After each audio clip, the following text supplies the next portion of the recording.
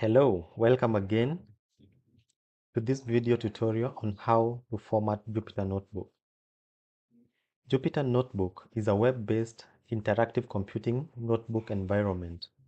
It allows you to edit and run human-readable docs while describing the data analysis. It enables you to represent textual information, code, and output in a visually appealing manner. It is very important to know how to format the notebook. The first important thing we are going to look at is the heading.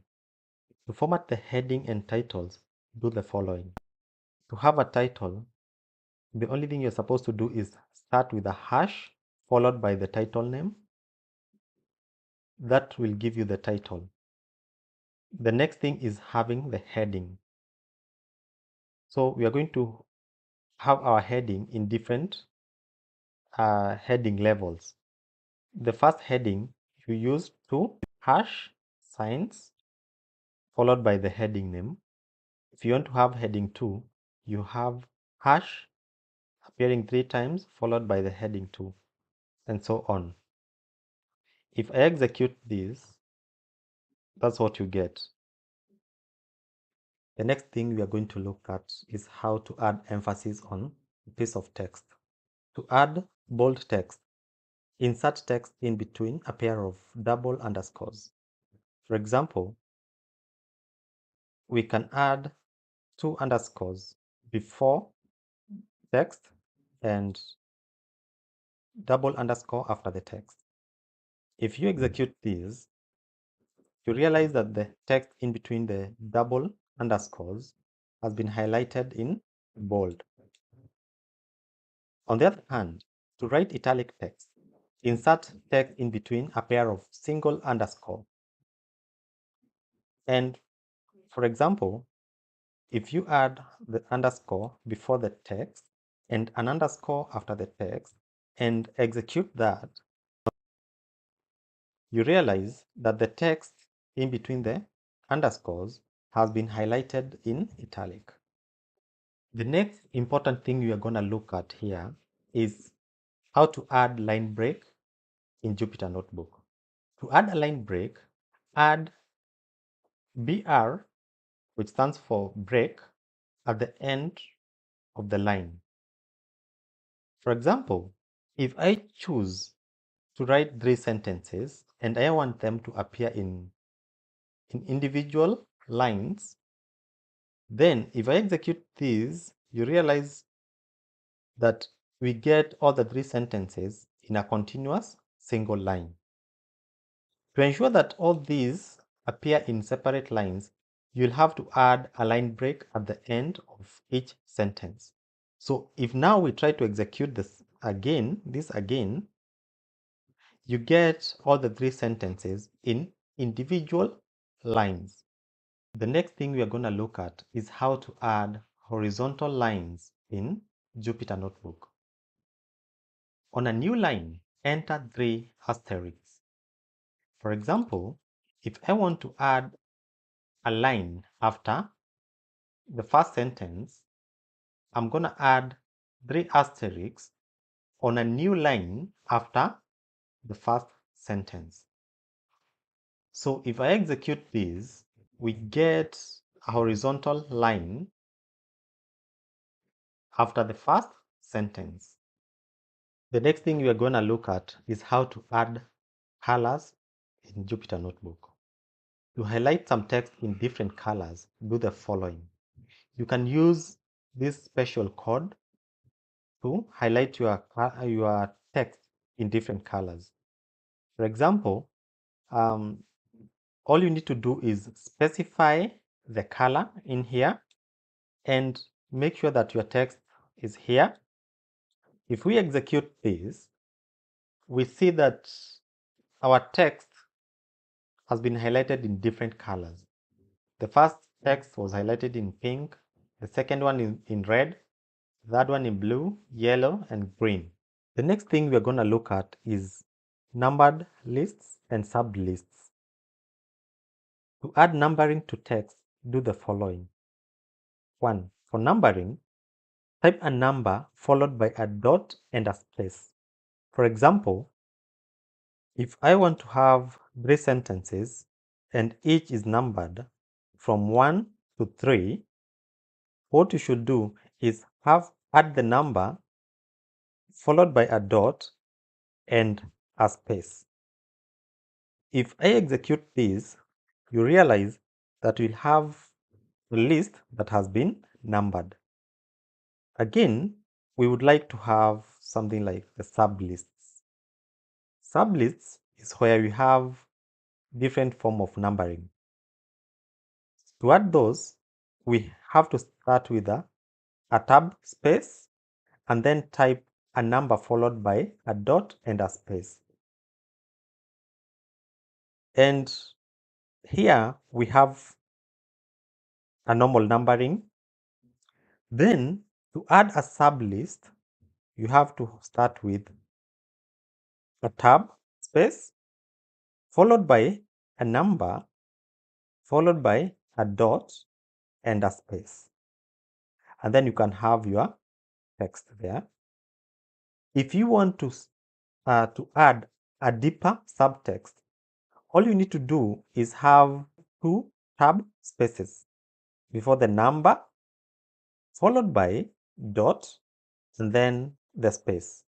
So here, if I run this will look like this. The next important thing we'll do now is how to do text indentation. To display text in an indented block, start the line with this sign or arrow, followed by a space, and then the text. For example, if you just want to have a single indented block, you can have that symbol followed by a space and then the text. If you want a deeper indented text, you use 2 of those arrows. And if you want a more deeper indented text, then you use 3 and so on. If you execute this is what you get. The next thing we are going to look at is how to add monospace font. Monospace font is some text highlighted in a light gray background, and it's mostly used to highlight file paths, user entered messages, file names, etc. For example, to achieve this, we use a single quote on one side of the text and a single quote at the end of the text. And if I execute this is what I get. You can see that this text here, this is a monospace font, has been highlighted in a light gray background. Another very important thing that you should know how to achieve in a Jupyter Notebook is how to add mathematical symbols. To add mathematical symbols, insert the symbols in between the dollar sign. For example, if you want to add a function y is equals to mx plus c, which is a mathematical formula, what you do, you just add the dollar sign before the formula and a dollar sign after the formula. So if I execute this is what you get. And clearly, this looks like a legit mathematical formula, y is equals to mx plus c. The next thing we are going to look at is internal links. Adding internal links will jump to different sections of a notebook. Internal links has 2 components, the source and the destination. For the source, this has to be implemented in the location where you would like to get the clickable link. The format for this is as follows. It should look like this. This is where the text goes and the ID for that link. For the destination, this has to be implemented in the location where you would like to take the user once the user clicks on the link. The format followed for this is you start with the tag, and then you have ID, then you close the tag. This can be followed by whatever content you want, be it text or image. For example, at the destination, you're supposed to have this. For example, if you'd like to have someone to click on a link to go all the way to the top of the page, you're supposed to define this in a cell on top of that page. And the source should have this. First, this is what the link will have, and this is the same as this ID, the name of that ID. For example, we can go ahead and define this. I'm gonna copy, and then scroll all the way to the top of the page, and then create that here. This is where now this is a destination. Once I paste that and hit execute, that disappears. You can't even notice that it's there. So going back to the link, now you create this link, the source. Once you execute this, you get this. This is the top of the page. That was the link name. But then there's a link to the top of the page where we defined this handle, the link handle, which is on top of the page. So if I click on the link, the source link, it's gonna take me, jump to the first page or on top of the page. So if I click it, let's see what happens if I click. It jumps to the top of the page. Now, this is very important because sometimes you might want to have content for your Jupyter notebook and you want to help someone. If they click on a certain link, we're gonna go to a specific section of that notebook. We can go ahead and look at external links. These links, once clicked, they should be able to take you outside the notebook. For example, if you would like to navigate to a personal YouTube channel, for example, here, this is my YouTube channel. What you do, you just define what you want displayed on the link, the clickable link. And then inside these brackets, you have to have your URL. Once I execute, you'll have a clickable link that once clicked is gonna take me to my YouTube channel.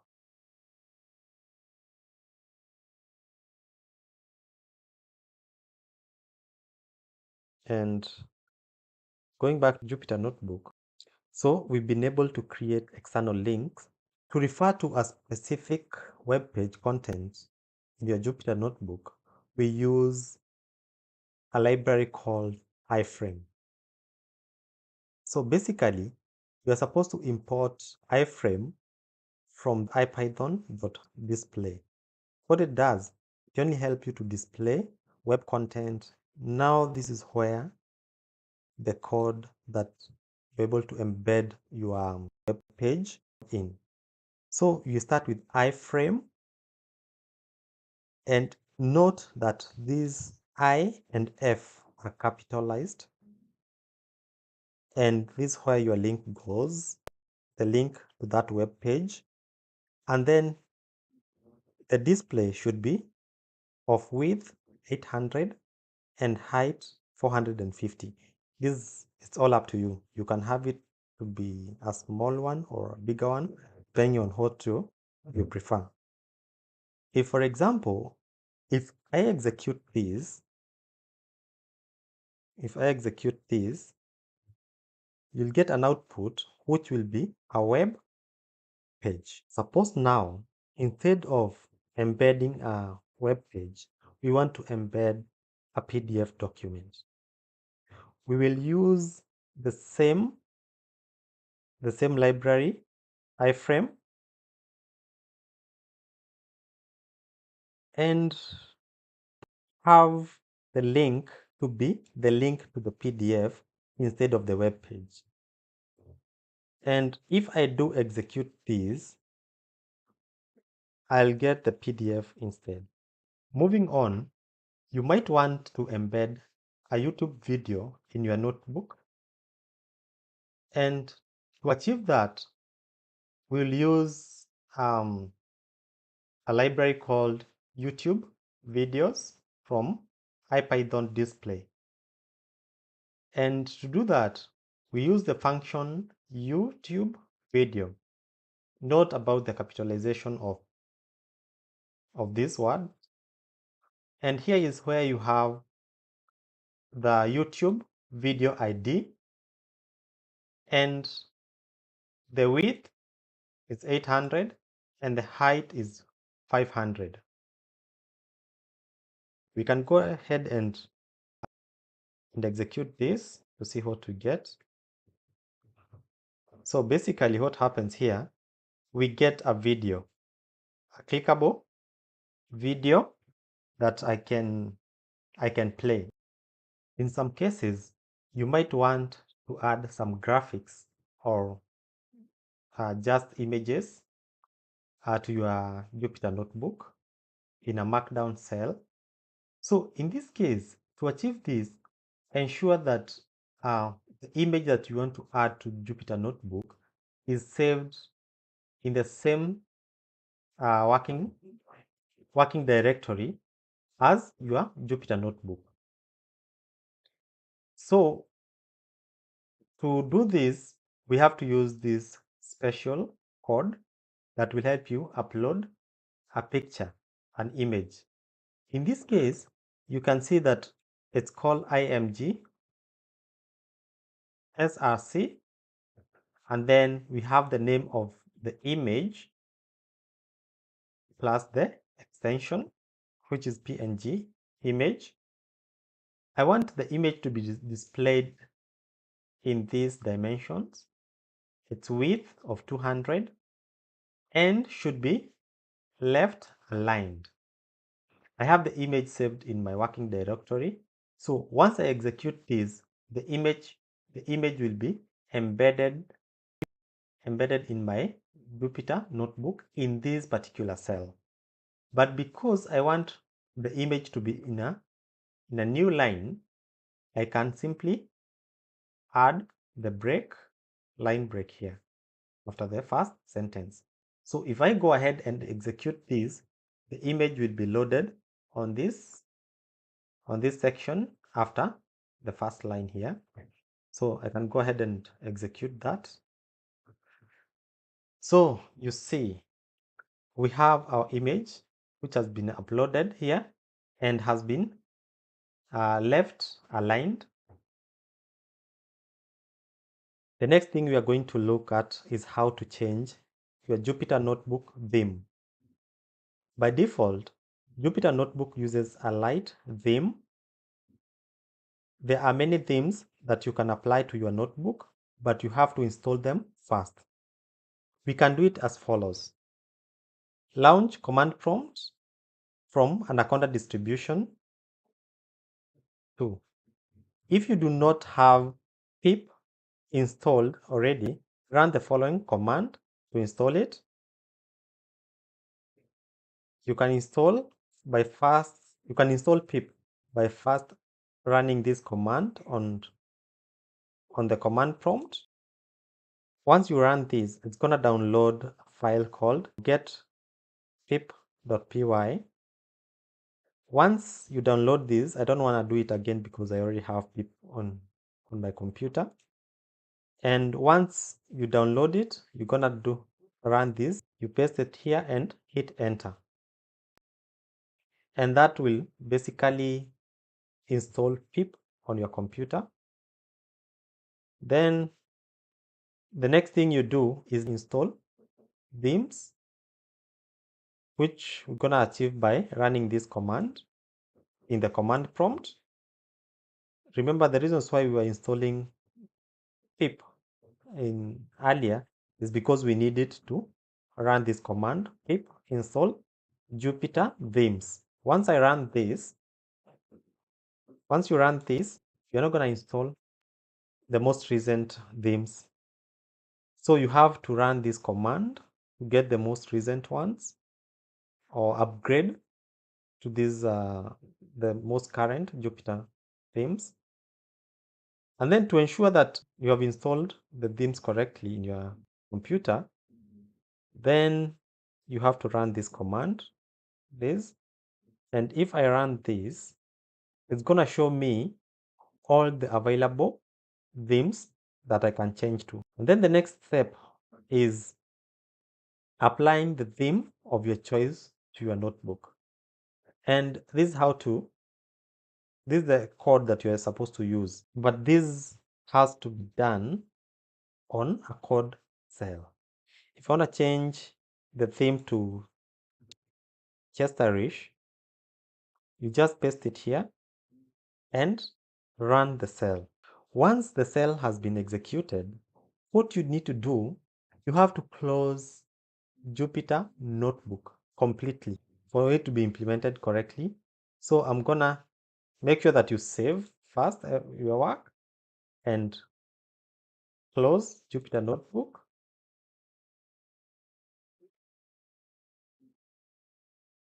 I'll close everything and relaunch Jupyter Notebook. Once I launch it again,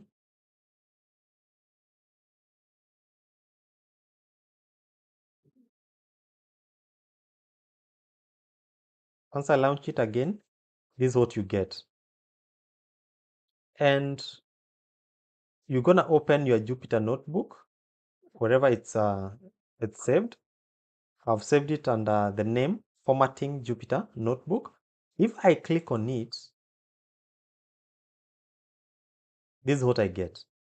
You see, the formatting is now a bit different. To revert back to your default one, this is the code that you use. Exclamation JT hyphen R. This will revert back to the default theme. So all I need to do is run this code. Once I run it, it executes. But remember, for you to get back to your default one, if you make any change to the theme, you have to close and open Jupyter Notebook. So exactly what I'm gonna do, I'm gonna close it and just leave because I haven't made any change. I'm gonna close these two and I'm gonna launch it back. So